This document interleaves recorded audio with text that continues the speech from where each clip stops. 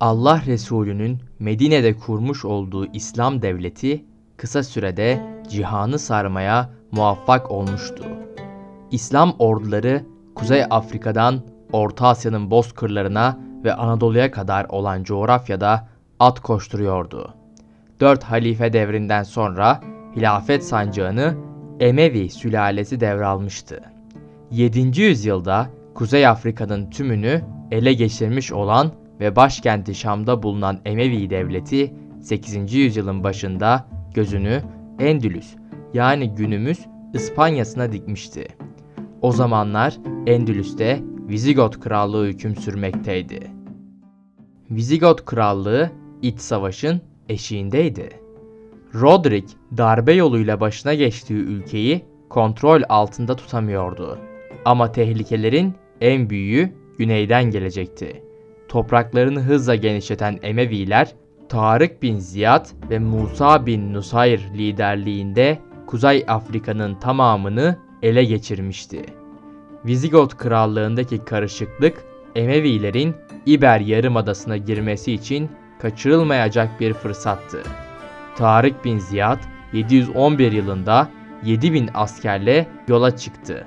Kral Rodrik'in savaşmadan pes etmeye niyeti yoktu. İki taraf telafisi mümkün olmayan Guadalete Savaşı'nda kozlarını paylaşacaktı.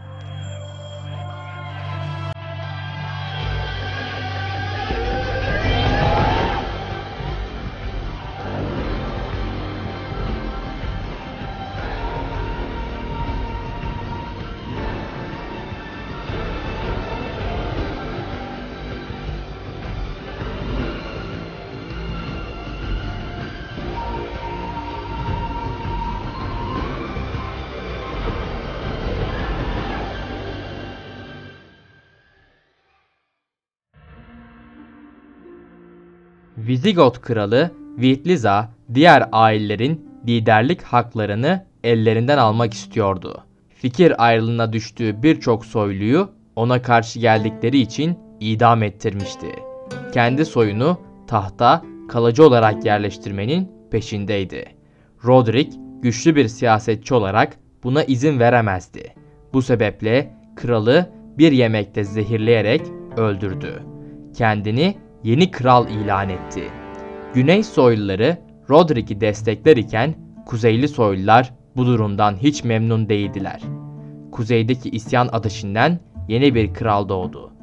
Vitliza'nın oğlu Akila. Kuzeyde kendini yeni kral ilan etmişti. Bu sırada Kuzeybatı Afrika'yı ele geçiren Emeviler bölgeye Musa bin Nusayri'yi vali olarak atamışlardı. Berberiler Emevi hakimiyetinin yanı sıra Müslümanlığı da kolayca benimsemişlerdi.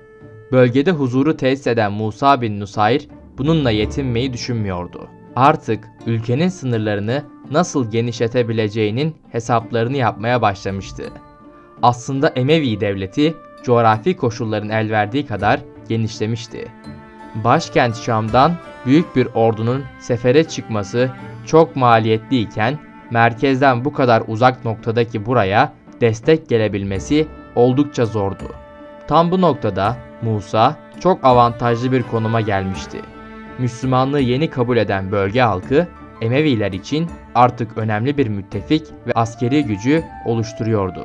Bu sayede Berberilerden oluşturacağı ordusuyla devletinin batı sınırlarında istediği yere sefere çıkabilirdi. Musa'nın önünde iki seçenek vardı. Ya Sahra çölünü geçerek Afrika'nın içlerine ilerleyecekti ya da İber Yarımadası üzerinden Avrupa'ya saldıracaktı. Güvenli bir şekilde Sahra çölünü geçme ihtimali çok düşüktü. Musa realist bir adamdı. Bu sebeple Vizigotlar daha gerçekçi bir hedefti. Ama Musa ile Vizigotlar arasında Sahra çölü kadar büyük olmasa da yine de aşması gereken bir engel vardı. Kalpe Boğazı. İleride Endülüs'ü fetheden komutanın ismini alacak bu boğaz Emeviler için büyük sorun teşkil ediyordu. Emeviler kara savaşlarında büyük bir güç haline gelseler de denizlerde yeteri kadar tecrübeye sahip değildiler ve bu yüzden donanmaya o güne kadar pek önem vermemişlerdi. Zaten Emeviler daha önce hiç böylesi bir deniz aşırı harekatta düzenlememişlerdi. Fakat Musa, İberya Yarımadası'nı ele geçirmeye karar vermişti. Ayrıca Vizigotların iç savaşta olduğunun da farkındaydı. Bu yüzden bu durumdan faydalanmak istiyordu. Kral Roderick tehlikeden habersiz ordularını toplamış ve isyancı olan Kuzey Vizigot kralı Akile ile savaşı tutuşmuştu. Musa bin Nusayr bu onurlu görev için Batı Afrika'yı birlikte fethettiği kumandanı Tarık bin Ziyad'ı Emevi ordusunun başına koymuştu. Tarık bin Ziyad 711 yılında 7000 askerle yola çıktı. Tarık bin Ziyad bu yeni kıtaya hükmetmekte öylesine istekliydi ki İspanya kıyılarına çıktığında askerlerinin savaştan kaçmalarını önlemek ya da geriye dönüş umutlarını kırarak onları savaşa motive etmek maksadıyla kıyıdaki gemilerini yakarak onlara şu konuşmayı yaptı. Askerlerim, gördüğünüz gibi önünüz düşman, arkanız deniz. Sığınacak hiçbir yeriniz, sabretmekten başka çareniz yok. Düşman bütün gücüyle üzerimize gelecek. Dahası teçhizatları ve yiyecekleri bizimkilerden daha fazla. Oysa bizim kılıçtan başka silahımız, düşmanın elinden alacağımız ekmekten başka bir yiyeceğimiz yoktur. Müstahkem şehirler ve güçlü düşman karşımızda duruyor. Eğer ölümden korkmazsanız zafere ve Allah'ın size vaat ettiklerine ulaşabilirsiniz. Şunu iyice biliniz ki bu savaşta benim sizden hiçbir farkım yoktur. En ucuz malın can olduğu bu pazara sizlerden önce kendi canımı sürüyorum. Canınızı düşünerek kaçmayınız. Zira hepimiz aynı kaderi paylaşıyoruz.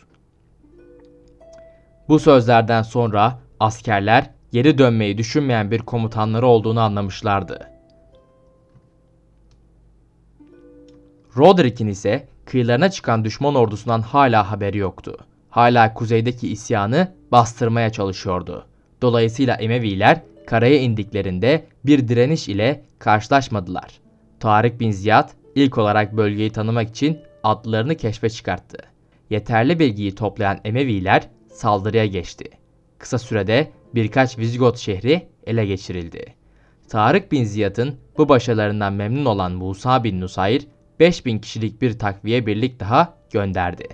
Sonunda Roderick kıyılarına gelen düşmandan haberdar olmuştu. Hemen ordusunu toparlayıp güneye doğru yola çıktı. Roderick Müslümanlara karşı savaşa gittiğini herkese duyurmuştu. Böylece ona düşman olan soyluların gözünde değeri yükselmişti. Roderick Müslüman ordularını yok edecek gücü toparlamaya başarmıştı. Hatta bu orduda düşman kral Akila bile yer alıyordu. Roderick'in ordusunun toparlanması yazı bulmuştu. Orduyu topladığı gibi hemen güneye doğru hücuma geçti. Müslüman gözcüler hemen Tarık bin Ziyad'a büyük bir Hristiyan ordusunun üzerlerine doğru geldiğini bildirdiler. Tarık savaş alanını kendisi belirlemek istiyordu. Ordusunu hemen bulunduğu mevkide bir tepeye konuşlandırdı. Emevi ordusu Vizigot ordusu kadar iyi teçhizatlı olmasa da yine de durumu kötü değildi. Emevi ordusunun 1/3 hafif ve ağır atlı karışımı Berberi süvarilerden oluşmaktaydı. Birliklerin geri kalanı ise Berberi ve Mağrip asıllı okçu ve piyade birliklerden oluşuyordu. Mağrip asıllı arkadaşlar, Kuzey Batı Afrika'daki kabilelere ve orada yaşayan halka verilen isimdir. Vizigot ordusu ise Emevi ordusunun 2 katı fazlasıydı. Ama Roderick'in ordusunun çoğu kölelerden ve köylülerden oluşmaktaydı ve bağlılıkları şüpheliydi. Büyük ihtimalle zorla orduya alınmışlardı. Öte yandan iyi eğitilmiş süvari alayları ile soyluların askerleri de orduda yerlerini almışlardı.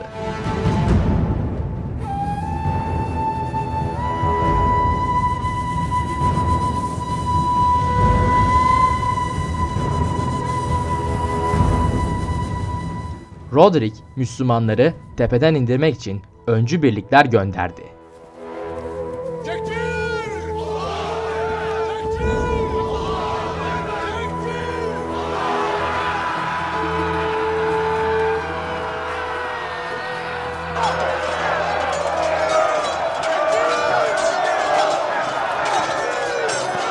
Emevi ordusu hattı korudu ve Vizgot ağır süvarilerini geri püskürttü.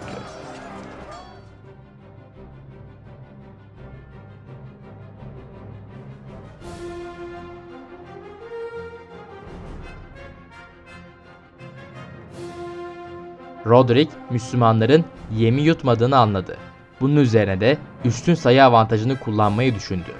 Tüm ordusuna saldırı emri verdi. Bütün Vizgot ordusu hücuma kalkmıştı.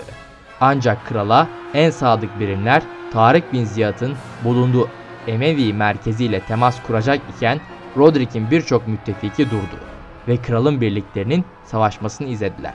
Savaş merkezde başlamıştı. Roderick bu esnada etrafına bakındı ve müttefiklerinin ihanetine uğradığını anlamıştı. Bütün kanatların saldırıyı kesip geri çekildiği tam belli değildi. Soyluların saldırıya geçmemesinin en büyük sebebi Roderick'in yönettiği darbenin etkili bir şekilde krallığı kaosa sürüklemesi görülmekteydi. Birçoğu Müslümanları def etmek için orduya katılsalar da savaşmaya niyetleri yoktu. Tarık bin Ziyad olayı çabuk kavradı. Hatta Vizgot soyluları ile anlaşma yaptığını söyleyen iddialar bile var. Ama bunun kesinliği belli değildir. Berberi atlılar yalnız kalan Vizgot merkezini çevrelediler. Roderick'in askerleri cesurca savaştılar. Ama elinde sonunda güçleri kırıldı. Emeviler düşmanı tamamen çevrelemişlerdi. Bundan sonra ise Vizigotlar için ölüm anlamına geliyordu. Kral Roderick birçok soylu ile beraber büyük ihtimal savaş alanında öldü. Bu ezici yenilgi Vizgot krallığının çöküşünün başlangıcı ve Müslümanların Endülüs'teki hakimiyetinin başlangıcıydı. Geride kalmış olan Vizgot soyluları Müslümanların Endülüs'ü fethetmesine engel olamamışlardı. Başkent birkaç ayda düşmüştü. Emeviler bütün İberya'yı fethetmek için sadece birkaç yıla ihtiyaç duymuşlardı. Bu olaydan sonra Emeviler Endülüs'e hükmetmeye başlarken o şanlı komutanın ismi de tarih sayfalarına altın harfler ile kazıldı. Tarık bin Ziyad olarak.